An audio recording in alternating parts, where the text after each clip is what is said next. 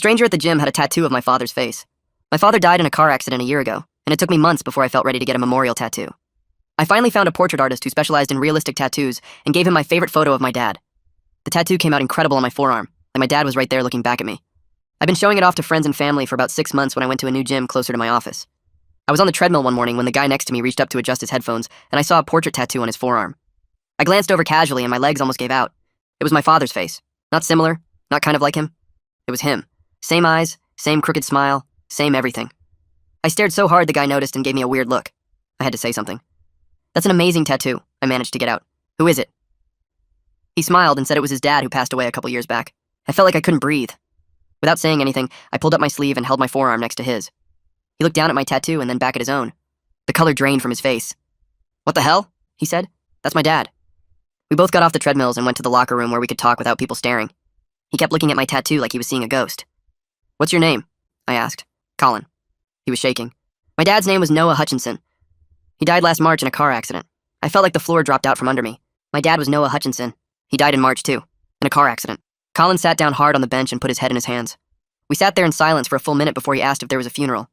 I told him no. My dad had always said he wanted to be cremated immediately with no service. Colin looked up at me. "That's what my mom said, too. That's why we never ran into each other." I asked him where he grew up, and he said Seattle. I said Portland. He asked if my dad traveled a lot for work, and I said yes. 2 weeks gone and 2 weeks home my entire childhood. Colin started laughing, but it wasn't a happy sound. 2 weeks. Always exactly 2 weeks. We exchanged numbers and agreed to meet in a few days because neither of us could handle this conversation in a gym locker room. I drove home in complete shock and had to pull over twice because my hands were shaking too hard to steer. When I got to my apartment, I sat in my car for 20 minutes just staring at the tattoo on my arm. Every memory I had of my dad felt like a lie now. Every time he said he had to go on a business trip. Every time he missed my birthday or a school event because of work. He wasn't working. He was with another family, with another son. I finally went inside and immediately called my mom. "Did you know Dad had another family?" The words came out harsher than I meant them to. There was a long silence on the other end. "What are you talking about?" Her voice was shaking. I told her everything about Colin and the tattoo and the matching details. She started crying so hard she couldn't speak. When she finally caught her breath, she told me she had no idea and asked how this was even possible. I told her I didn't know, but I was going to find out. After I hung up, I went through every box of my dad's things I'd kept. I found credit card statements my mom must have missed. Charges in Seattle for groceries, gas, restaurants, plane tickets, hotel receipts from years ago before he apparently got the apartment. My phone buzzed with a text from Colin. I told my mom. She's devastated. Neither of them knew. I texted back asking if he wanted to meet the next day instead of waiting. I couldn't sleep anyway. Colin came over the next morning and we spread everything out on my living room floor. Credit card statements, plane tickets, apartment rent receipts going back 3 decades. The evidence was overwhelming and sickening. 2 weeks in Portland, 2 weeks in Seattle, back and forth for 30 years. We barely spoke while we went through it all because what was there to say? Colin found a birthday card in one of the folders. It said, "Happy birthday, Daddy," in crayon with a little flower drawn at the bottom. It was signed Michelle. I looked at him. "Do you have a sister?" He shook his head. "Do you?" I said no and felt my stomach turn. Colin opened his laptop and started searching social media for any Michelle connected to our dad's name. I watched him scroll for 20 minutes, my heart pounding harder with each minute. Then he stopped. Oh God. He turned the screen toward me. There was a woman in Phoenix, probably in her early 20s, with photos of our dad on her page from years ago. One photo showed him holding a little girl who couldn't have been more than 7 or 8. The caption said, "Best dad in the world." Her mom was tagged in the photos. A third woman we'd never seen before. Colin and I just stared at the screen. I thought about all the times my dad told me I was his whole world, that being my father was the best thing that ever happened to him. He'd said those exact words to me the week before he died, and apparently he'd said them to Colin too, and probably to Michelle. I looked at Colin and asked the question we were both thinking. How many families do you think he had? Colin closed the laptop and rubbed his face with both hands. We sat there staring at the coffee table covered in papers and receipts, neither of us wanting to say what we both knew. I picked up my phone and opened Facebook, searching for Michelle's profile again. Her page showed photos from last week, pictures of her at work, normal life stuff. I clicked on the message button and my hands started shaking so bad I almost dropped the phone. I typed slowly, deleting and rewriting the first sentence 3 times before settling on something that felt less horrible than the other options.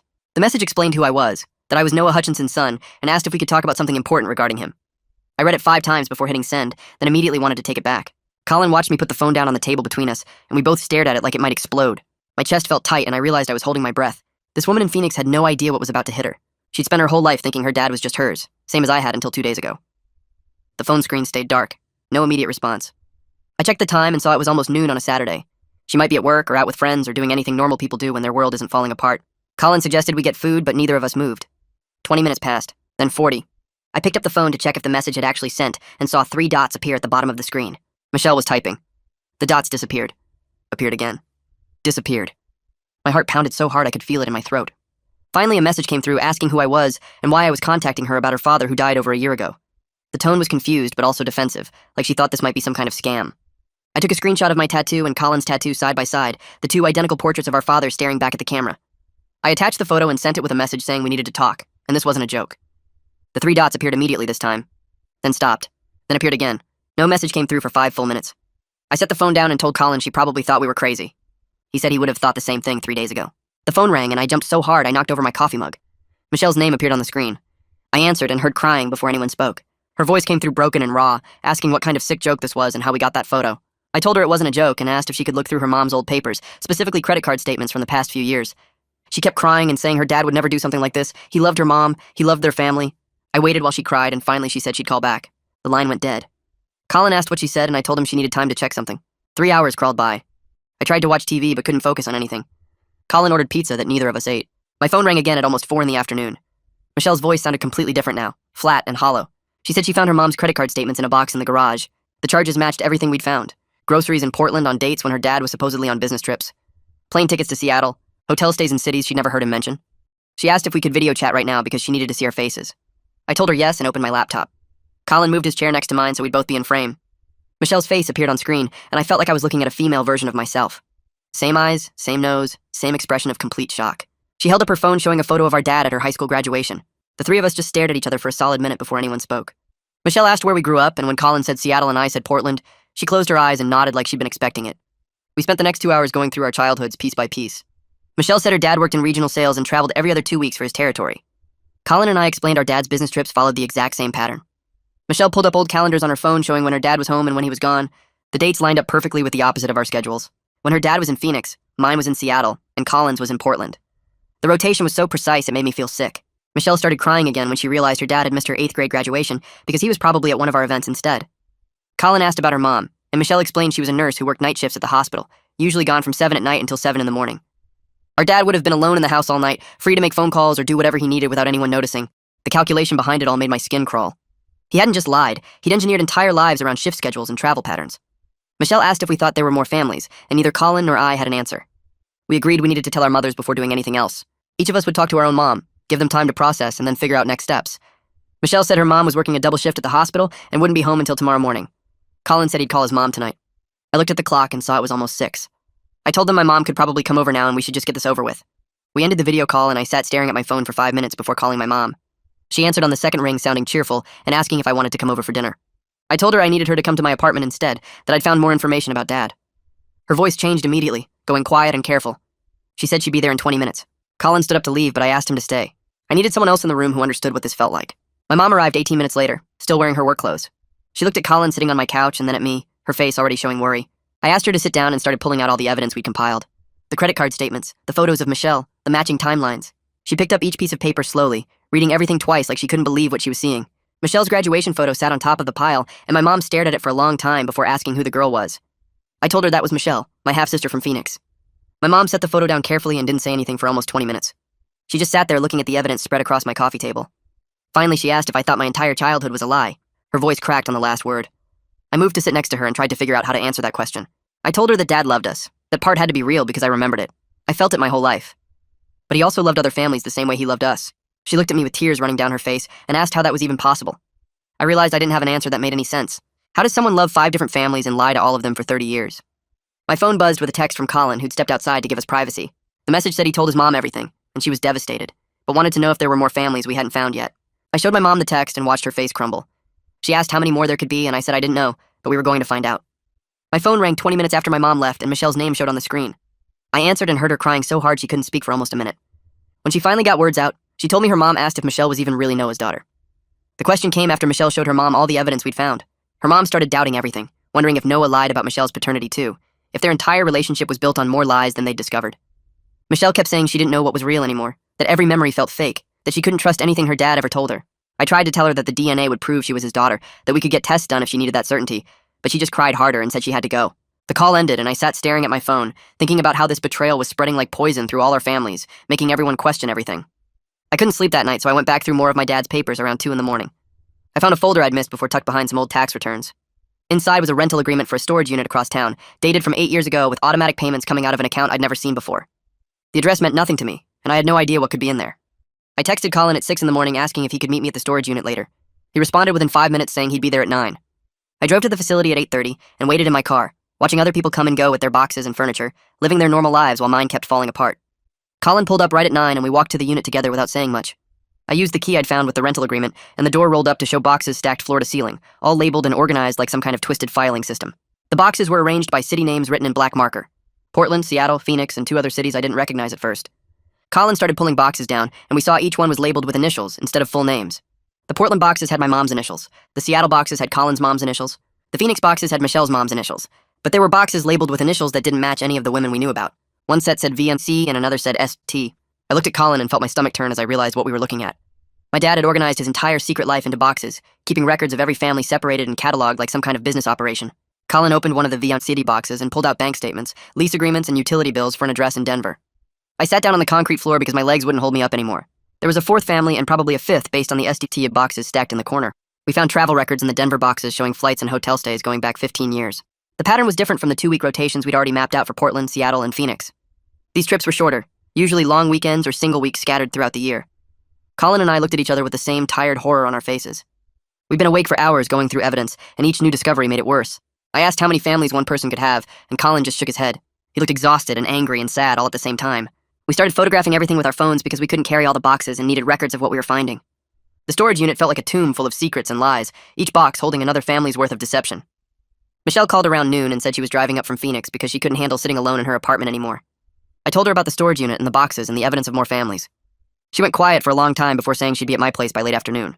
Colin and I spent another 2 hours at the storage unit loading the most important boxes into our cars. We took the Denver boxes and the STO boxes along with anything that looked like it might explain how our dad managed all of this.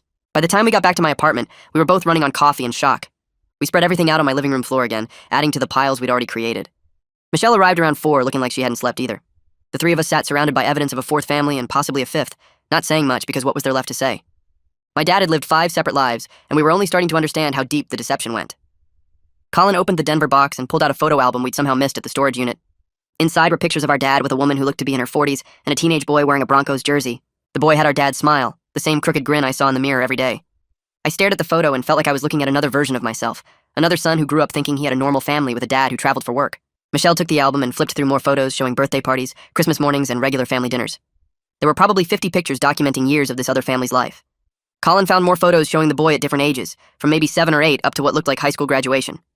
Our dad was in almost every picture, smiling and hugging this other son the same way he'd hugged us. Michelle set down the photo album and said we needed to hire a private investigator because this was beyond what we could handle on our own. She was right, but the idea of paying someone to uncover more pain felt surreal and wrong. Colin agreed, though, saying we needed a professional who could track down these other families and figure out the complete picture. I nodded and pulled out my laptop to start searching for investigators who specialized in family cases. We spent an hour reading reviews and comparing services before I found someone named Alexander Shields who had good ratings and experience with complicated family situations. I sent him an email explaining briefly what we'd discovered and asking if he could help. He responded within 30 minutes saying he could meet us the next day at his office. His quick response and professional tone made me feel slightly less like I was losing my mind. Alexander's office was downtown in a building I'd driven past 100 times. We met him the next afternoon, and he listened to our story without interrupting, taking notes on a legal pad. When we finished, he asked to see all the evidence we'd compiled. We spent 2 hours showing him credit card statements, travel records, rental agreements, and photos. Alexander went through everything carefully, organizing documents into piles and asking questions about timelines and dates. His calm way of handling everything made the situation feel more manageable somehow, like this was a problem that could be solved instead of an impossible nightmare. When he finished reviewing the evidence, Alexander said we had strong indicators of at least one more family in Denver, and possibly another one based on the STO boxes. He estimated it would take 6 to 8 weeks to conduct a thorough investigation and track down everyone involved. The timeline felt both too long and too fast at the same time. We discussed Alexander's fees, and I felt my chest tighten when he quoted the retainer amount. It was a lot of money, but we all agreed we needed answers more than we needed savings. The 3 of us split the cost equally, each of us writing checks that would hurt our bank accounts but felt necessary. I was struck by how quickly we'd become a team, 3 strangers united by shared trauma and the need to understand what our father had done. Michelle made a dark joke about at least getting siblings out of this nightmare, and Colin laughed in a way that wasn't really happy. We signed the contract with Alexander and scheduled a follow-up meeting for 2 weeks later. Walking out of his office, I felt different from when we'd walked in, like we'd taken some kind of action instead of just drowning in evidence and shock. The next 2 weeks dragged by in a strange blur where I went through the motions at work while my brain stayed stuck on the investigation. I sat in meetings staring at spreadsheets without seeing the numbers. My coworkers talked about quarterly projections, and I nodded along while calculating how many half-siblings might exist. During a budget review on Tuesday, my boss asked me a direct question about the marketing spend, and I had to ask him to repeat it twice. He gave me a concerned look, but moved on to someone else. Thursday morning, I zoned out so completely during a presentation that I didn't notice everyone staring at me until my boss said my name 3 times. After the meeting ended, he asked me to stay behind. He closed the conference room door and sat down across from me with his arms folded. I told him I was dealing with a complicated family situation and needed some flexibility for the next few weeks. He said he understood and asked if there was anything the company could do to help. I thanked him but said I just needed time to sort things out. He nodded and told me to take whatever time I needed, but I caught the worry in his expression when I left early that afternoon for the third time that week. My phone rang Friday evening while I was microwaving leftovers, and Alexander's name flashed on the screen. I answered immediately and he got straight to business. He confirmed a fourth family in Denver with documentation going back over 2 decades. My legs went weak and I had to sit down on the kitchen floor with my back against the cabinet. Alexander kept talking about rental agreements and school records while the room tilted sideways. Then he said something about indicators of a possible 5th family in another city, and I thought I might throw up. I asked him how confident he was about the 5th one, and he said 60% based on financial patterns that didn't match the other 4 families. I thanked him and hung up, then sat on that kitchen floor for 20 minutes staring at nothing. I texted Colin and Michelle immediately, and we agreed to meet at a coffee shop near my office the next morning. We got there right when they opened at 7 and claimed a corner booth away from other customers. I spread out Alexander's preliminary report on the table between us, and we read through it in silence. Michelle kept shaking her head, and Colin's jaw was clenched, so tight I could see the muscle jumping. The Denver family consisted of a woman named Veronica Curtis and her son Hudson McFadden, who was 32 years old. Alexander included a link to Hudson's social media profile, and I pulled it up on my phone. The first photo showed a man with dark hair and our father's exact smile standing next to a motorcycle. I turned the screen toward Colin and Michelle and watched their faces go pale.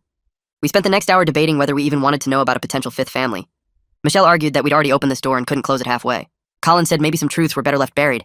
I understood both sides because part of me wanted to stop digging before we found something even worse. But we voted and ultimately agreed we needed the complete picture no matter how painful. The question then became how to contact Hudson without destroying him the way we'd been destroyed. Michelle said she should make first contacts and she'd handled the initial revelation better than Colin or me. We spent another 2 hours crafting a message that explained everything without sounding insane. Michelle sent it from the coffee shop, and we all stared at her phone waiting for a response. Hudson replied within 30 minutes and his message was pure anger. He accused us of running some kind of sick scam and said he'd report us if we contacted him again. Then he blocked Michelle before she could respond. We sat there looking at each other across the table, realizing this wasn't going to be easy. I called Alexander and explained what happened. He suggested sending Hudson a registered letter with copies of all the evidence so he could verify everything independently without feeling ambushed. That made sense, so we agreed, and I volunteered to write the letter since I was the oldest. I spent that entire evening at my dining room table trying to find words that could explain the impossible. I wrote about finding Colin at the gym and discovering Michelle and hiring Alexander. I included copies of credit card statements and rental agreements and travel records spanning 3 decades. I explained that we understood his anger and disbelief because we'd felt the same way. I sealed everything in a large envelope and sent it certified mail the next morning. 2 weeks crawled by with no response from Hudson, and I started wondering if he'd thrown the letter away without reading it. I checked my phone constantly and jumped every time it rang. Alexander called to say some people choose denial over facing painful realities, and we might need to accept that Hudson wasn't ready for the truth. I told Colin and Michelle, and we discussed whether to try again or leave Hudson alone. Michelle said we'd done everything we could, and the rest was up to him. Then on a Tuesday afternoon, Colin texted that Hudson had just called him. I immediately called Colin back and he put me on speaker. Hudson's voice came through shaking with rage. He demanded to know why we were doing this to his family and what we wanted from him. Colin stayed remarkably calm and said we didn't want anything except to share the truth. He offered to meet Hudson in person with all the evidence if that would help. There was a long silence on the other end before Hudson said he'd think about it and hung up. 3 days later, Hudson called back and said he'd fly to Portland the next week to prove we were running some kind of scam. Then he'd never contact us again. His voice shook with anger when he told me not to waste his time and hung up before I could respond. I texted Colin and Michelle immediately, and we agreed to meet at my apartment the day before Hudson arrived so we could prepare everything. The week dragged by and I couldn't focus at work, kept imagining Hudson's face when he saw the 3 of us together. I left the office early on Friday and drove straight to the grocery store to buy drinks and snacks, then went home and started cleaning. I scrubbed the kitchen counters twice and vacuumed the living room 3 times, organizing the stacks of evidence into neat piles on my coffee table. I kept rearranging the documents, trying to figure out the best order to present everything so Hudson would understand immediately. Colin texted around 6 saying he and Michelle were on their way over and asking if I needed anything. I told him to bring more folders because we'd run out of ways to organize 30 years of lies. They showed up an hour later and found me reorganizing the evidence for the 4th time. Michelle took one look at me and said I needed to stop cleaning and sit down before I wore a hole in the carpet. We ordered pizza and went through our plan for the next day, deciding who would explain what and how to handle Hudson's anger. Colin suggested we let Hudson see all 3 of us together first before saying anything, let the physical resemblance speak for itself. Michelle agreed and said the evidence would be more convincing after he saw our faces side by side. I barely slept that night, kept checking my phone to see if Hudson had canceled his flight. He texted at 6 in the morning saying he'd landed and would be at my apartment by 9. I got up and made coffee, then paced around my living room until Colin and Michelle arrived at 8:30. We stood there looking at each other, 3 strangers who shared a father and a terrible secret, waiting to meet a 4th. Hudson knocked on my door at exactly 9, and I opened it to find a tall guy with our dad's jawline and the same way of standing with his weight on his left foot. He looked at me with pure hostility and started to say something, then stopped when he saw Colin and Michelle standing behind me in the living room.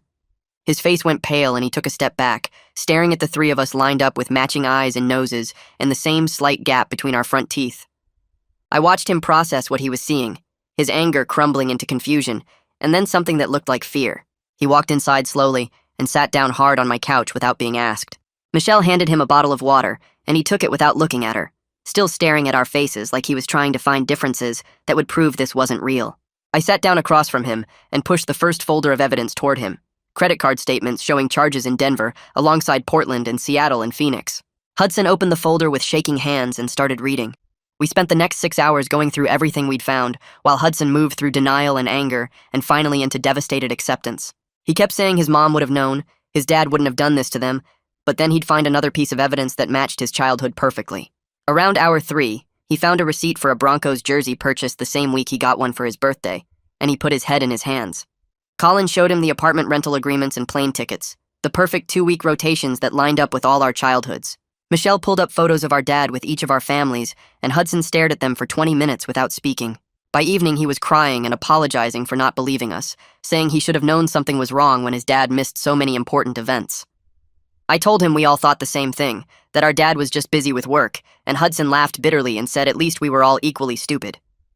Hudson wiped his eyes and told us his mother had been sick recently, some kind of heart condition that was getting worse, and he was terrified this news would kill her. His voice broke when he said she'd loved our dad completely, and finding out the truth might be too much for her to handle. Michelle reached over and squeezed his hand, said we understood, and he could tell his mom whenever he felt she was strong enough to hear it. Colin and I agreed immediately, and Hudson looked at us with something like gratitude mixed with grief. We all sat there in silence for a while, 4 people who should have been strangers but were bound together by our father's choices. I got up and grabbed my phone, pulled up my contacts, and sent my number to Hudson's phone. Colin and Michelle did the same, and suddenly we had a group chat, 4 siblings who never should have existed together. Hudson put his phone away and said something that made Michelle laugh, a harsh sound with no humor in it. He told us he'd always wanted siblings growing up, used to beg his parents for a brother or sister, and now he was getting his wish in the worst possible way imaginable. Michelle stopped laughing and said, at least we were all getting what we wanted, just 30 years too late, and with a side of emotional devastation. Colin suggested we order dinner because none of us had eaten since morning, and we needed to figure out what came next. We were halfway through discussing pizza toppings when my phone rang with Alexander's number. I answered and put him on speaker so everyone could hear. Alexander's voice came through calm and professional, saying he'd found evidence of a potential 5th family and needed to share what he'd discovered. My stomach dropped and I looked at the other 3, saw my own dread reflected in their faces. He told us about a woman named Selena Trevino in Sacramento, with a 12-year-old daughter named Alana, showed evidence of our dad's presence in their lives until his death. I felt sick when he said 12 years old because that meant there was a child involved, someone who still believed her dad was a good person. Hudson asked if Alexander was sure, and he said yes. The evidence was solid, plane tickets and credit card charges and social media photos going back over a decade. We thanked him and hung up, then sat staring at each other across my living room, trying to process that our dad had 5 separate families. Colin grabbed his laptop and said we needed to talk about this right now, figure out how to handle telling a kid that her dad had 4 other families she never knew about. He set up a video call and we spent an hour debating whether we should wait until Alana was older or tell the truth now. Hudson argued strongly for waiting, said she was too young to handle this kind of betrayal and we should let her keep her good memories a few more years. Michelle disagreed and said secrets had already caused enough damage, that Alana deserved to know the truth even if it hurt. I pointed out that we couldn't make this decision for Selena, that she was Alana's mother and should decide when and how to tell her daughter. Colin agreed and said we needed to contact Selena first, let her know what we'd discovered and give her time to process before involving Alana. We all agreed that Selena needed to know first and should be the one to decide about telling Alana. I volunteered to make first contact since I was the oldest, and somehow that felt like it made me responsible for delivering this news. Hudson asked if I was sure and I said no, but someone had to do it and it might as well be me.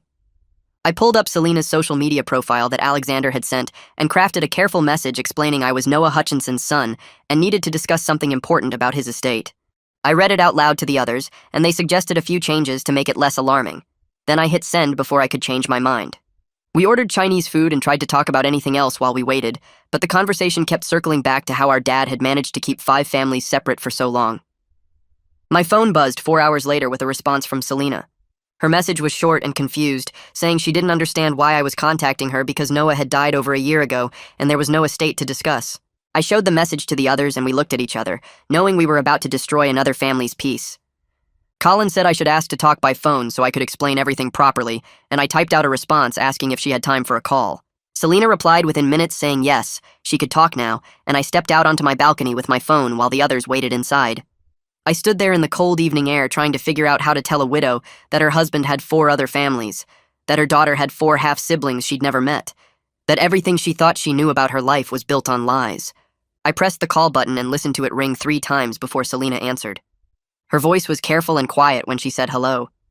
I introduced myself again and asked if she had a few minutes to talk about something important regarding Noah. She said yes, but I could hear the confusion in her tone.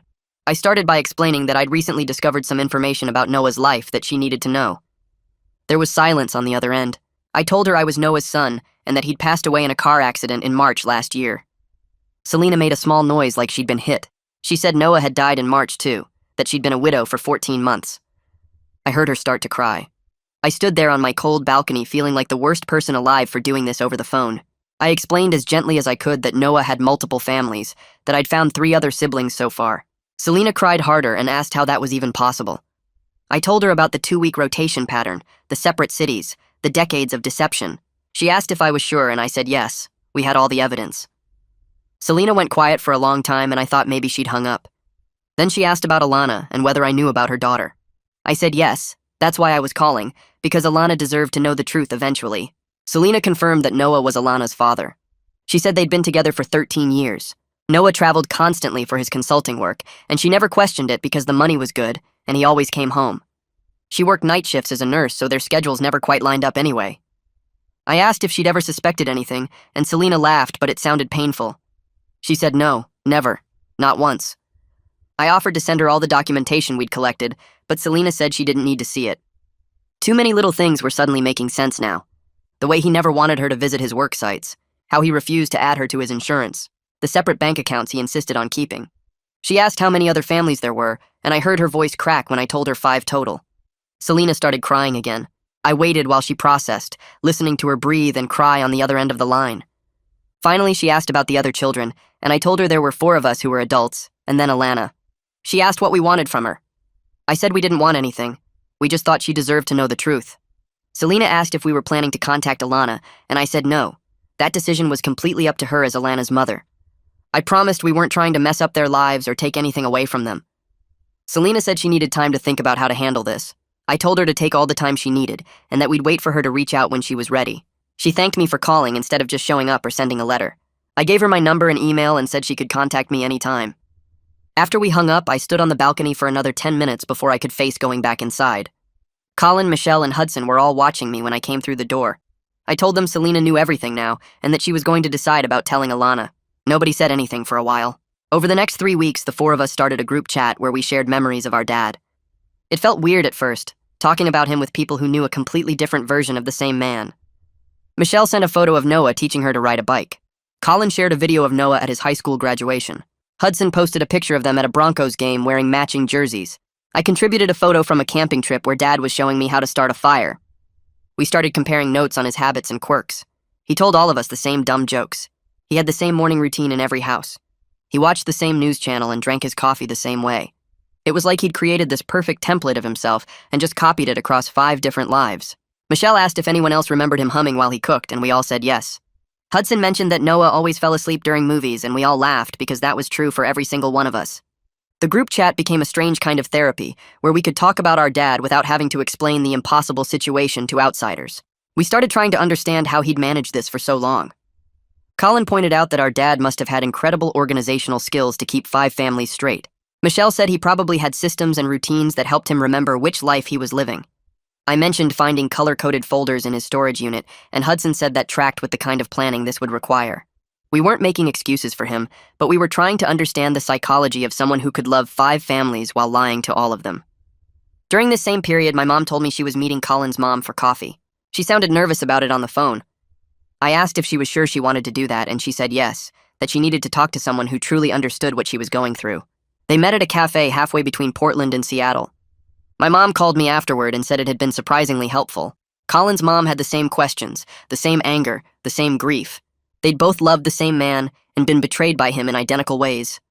My mom said it was comforting to not have to explain herself or justify her feelings. Colin called me later and said his mom felt the same way. They'd exchanged numbers and planned to meet again. A week after that, Michelle told us her mom wanted to join them. The 3 women started meeting every week at different locations. They called it their support group, and my mom said it was the only place she felt like people really got what she was dealing with. I was amazed by how they'd turned their shared pain into connection instead of competition. They could have hated each other, but instead they were building something that looked like friendship. Alexander called me with his final report around the same time. He'd finished his investigation and confirmed 5 families with no indicators of any others. He'd checked every city Noah had traveled to, every credit card charge, every property record. 5 families was the complete count. I felt this weird sense of relief even though 5 was already an impossible number. At least there was a limit to it. At least we knew the full scope now. I told the others and Hudson said he was glad we finally had a definite answer. Colin said 5 was enough. He couldn't handle finding out about a 6th. Michelle agreed and said she was ready to stop looking and start processing.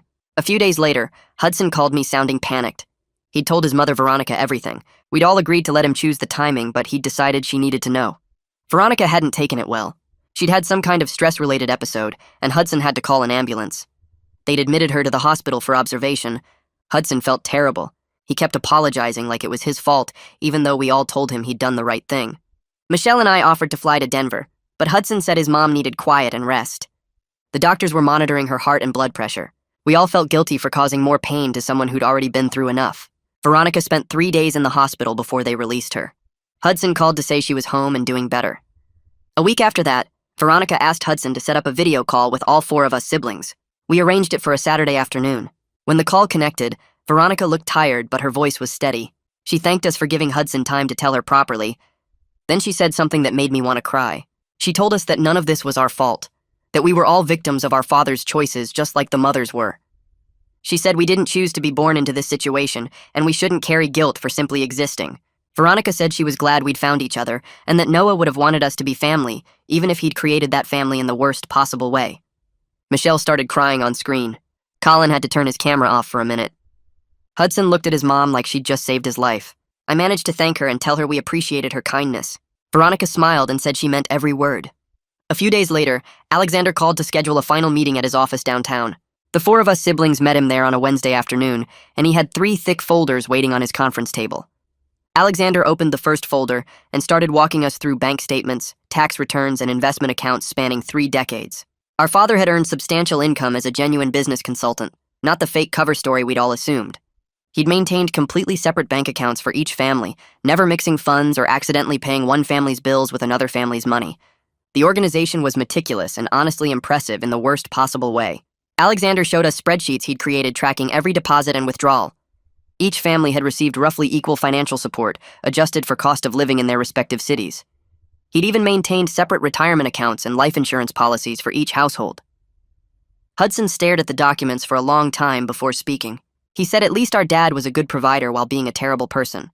The comment landed heavy in the room because Hudson was right. Our father had worked incredibly hard to support 5 families financially, which somehow made the betrayal feel more calculated and deliberate. He hadn't been struggling or desperate. He'd built this complex life on purpose and maintained it with careful planning for 30 years. Michelle asked Alexander if there were any financial red flags or signs of stress. Alexander said no. The accounts showed steady growth and responsible management. Our father had apparently been excellent with money even while being awful with honesty. I felt my stomach turn looking at the neat columns of numbers that represented my entire childhood. Every birthday present, every school supply, every family vacation had been funded by money carefully separated from his other family's funds. The financial revelation made everything feel more real and more painful. After the meeting, we went to a coffee shop because none of us wanted to be alone. Hudson kept saying he didn't know how to feel about discovering his dad was financially responsible. Colin said it was easier when we could just be angry, but now we had to accept that he genuinely provided for us while lying about everything else. Michelle pointed out that being a good provider doesn't excuse betrayal, but it does complicate the grief. We sat there for 2 hours trying to process this new layer of confusion. 3 days later, my phone rang with a California number I didn't recognize. I answered and heard Selena's voice, shaky but determined.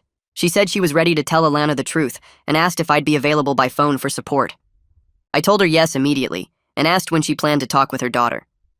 Selena said that evening after dinner, and she wanted to know she could call me if Alana had questions or needed to hear from one of her older siblings. I felt honored by her trust despite the circumstances. I gave her my schedule for the evening and promised to keep my phone on. Selena thanked me and said she'd been working with a therapist to figure out how to explain this to a 12-year-old. She hung up, and I spent the rest of the day anxious and distracted. Around 8 that night, Selena called back. Her voice was steadier than I expected. She said Alana had cried at first, but was handling it better than Selena had feared. Alana was confused about how her dad could have other families, but she wasn't angry at us for existing. Selena said her daughter's main question was whether she could meet her older siblings someday. I felt my throat tighten hearing that. I told Selena we'd love to meet Alana whenever she felt ready. Selena asked if we could start with a video call to keep things low pressure. I agreed and said I'd coordinate with Colin, Michelle, and Hudson. We scheduled the call for the following Saturday afternoon. When Saturday came, the four of us logged into the video chat from our separate homes. Selena appeared on screen with Alana sitting next to her. Alana looked nervous but curious, her dark hair pulled back in a ponytail. We kept the conversation light and let her ask whatever she wanted. She asked basic questions about our ages and where we lived. Then she asked if we all had the same smile like she did. Michelle started crying and said, "Yes, we do." Alana smiled and we could all see it, that same crooked smile our father had. We talked for about 40 minutes before Alana started looking tired. Selena thanked us for being so welcoming to her daughter. After we hung up, our sibling group chat exploded with messages about how sweet Alana seemed and how unfair this whole situation was for her. 2 weeks after that, I got a call from an attorney named Finn, who said he was handling our father's estate. He explained that the will was contested by creditors who discovered additional heirs during their asset search. Finn needed documentation of all 5 families to properly distribute assets according to state law. I told him I'd gather everything and coordinate with my siblings. Finn said he'd need birth certificates, DNA tests if available, and any other proof of paternity. I spent the next few days collecting documents and working with Colin, Michelle, and Hudson to compile everything. We scheduled a meeting at Finn's office for the following week. The 4 adult siblings sat in Finn's conference room while he explained the legal situation. Technically, only children named in the will had direct claims to the estate, but there was enough documentation of our father's relationships with all 5 families that a judge would likely recognize all of us. Finn asked how we wanted to handle the division. We looked at each other and Hudson spoke first. He said we should split everything equally 5 ways, including Alana's share. Colin, Michelle, and I agreed immediately. Finn looked surprised and said most families fight viciously over much smaller estates than this one. Colin said we'd already lost enough without turning on each other over money. Finn nodded and said he'd draw up the paperwork for equal distribution. He warned us the process would take several months to finalize, but our cooperation would make it much faster than contested estates usually took. Around the same time, my mom called to tell me the mothers group had expanded their meetings to include a grief counselor who specialized in complicated loss. She said it was helping her separate the good memories from the lies, to hold both truths at once without feeling like she had to choose. I was glad they had professional support, because this situation was beyond what any of us could process alone. A week later, I made my first appointment with a therapist named Kent, who came recommended by Selena's therapist. I sat in Kent's office and tried to explain my identity crisis, how every memory of my father felt tainted, but also still real. Kent listened and then said something that shifted my perspective. He told me my father's deception doesn't negate the real love and experiences we shared. The memories happened, the feelings were genuine, even if they existed within a framework of lies. Kent said I could grieve both the father I lost and the father I never really knew. I could be angry at his choices while still loving the man who raised me. The permission to hold contradictory feelings helped more than I expected. I left that first session feeling like maybe I could eventually make sense of this impossible situation. 2 weeks after my first therapy session, Hudson called to say he'd found something at Veronica's house while helping her sort through storage boxes. He wouldn't tell me what it was over the phone, but said we all needed to see it together. Colin, Michelle, and I met at my apartment that evening, and Hudson walked in carrying a leather journal with our father's initials stamped on the cover. He set it on my coffee table, and we all stared at it like it might explode. Hudson said Veronica had kept it with other personal items and never looked inside because it felt like invading privacy. He'd opened it by accident while looking for old tax documents and realized what it was after reading the first page. We sat on the floor around the coffee table, and Hudson opened to the beginning. The first entry was dated 15 years ago and started with our father writing about how he loved all his families, but couldn't figure out how to keep them all without lying. I felt sick reading his words because he knew exactly what he was doing and chose to do it anyway. Colin turned pages slowly, and we read entry after entry describing the logistics of maintaining 5 separate lives. Our father had written about scheduling conflicts, close calls with overlapping trips, and the constant fear of getting caught. He wrote about loving each of his partners and children genuinely, but feeling trapped by the web of lies he'd created decades earlier. Michelle pointed to an entry where he described watching her high school graduation and feeling proud while also feeling guilty that her half-siblings would never meet her. The journal showed he understood the pain he was causing, but couldn't bring himself to confess because he was too afraid of losing everyone. He wrote about considering telling the truth multiple times but always backing out at the last minute. Reading his justifications made me angry because he had so many chances to fix this and chose his own comfort over honesty every single time. Hudson found an entry from 3 years ago where our father listed all his children's names and wrote about wishing we could all know each other. He'd written that we would probably get along well, and he felt terrible for keeping us apart. The selfishness of wanting credit for that thought without actually doing anything about it made my hands shake. Michelle flipped ahead and stopped at an entry from 2 months before his death. Our father had written about planning to tell everyone the truth before he died because he didn't want us to find out after he was gone. He wrote that he was tired of lying and wanted to face the consequences while he was still alive to explain himself. But then he wrote about being too scared to actually go through with it and deciding to wait a little longer. That entry was dated 6 weeks before the car accident that killed him. We sat in silence after reading the whole journal because there wasn't anything to say that would make sense of what we'd just read. Our father had loved us all genuinely, while simultaneously being too cowardly to choose honesty over his own fear of abandonment. Colin said quietly that at least we knew he'd thought about telling the truth, but Michelle snapped back that thinking about it while doing nothing was almost worse than never considering it at all. I agreed with Michelle because our father had written extensively about his guilt and awareness while continuing to lie to everyone right up until his death. Hudson closed the journal and asked what we should do with it. We talked for over an hour about whether Alana should ever read these entries. Selena had given us permission to make decisions about what to share with her daughter regarding our father's life.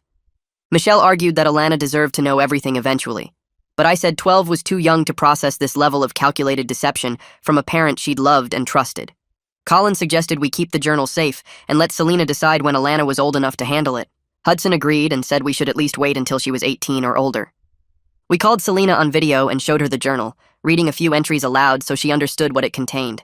She cried while listening, and then thanked us for protecting Alana from information that would hurt more than help right now. Selena said she trusted us to make good decisions about what her daughter should know and when. We agreed to keep the journal in a safe deposit box that all 4 adult siblings could access, with the understanding that we'd revisit the decision about sharing it with Alana when she was older. That conversation happened in March, 9 months after I'd first seen Colin's tattoo at the gym.